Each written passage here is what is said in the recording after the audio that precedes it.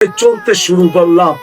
সামনে যে দেখি আরেকটা বাগান, আরেকটা ঝর্ণা, এর ভিতরে মেয়েরা পানি ভরতেছে।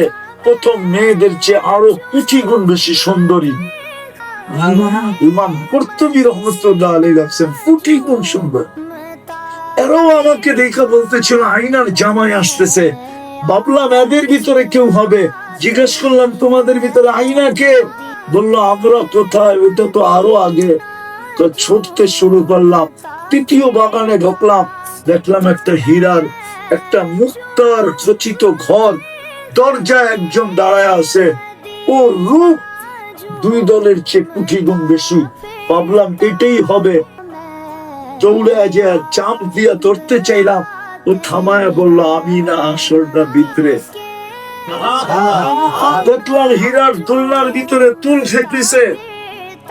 হয় হয় তিন গ্রুপের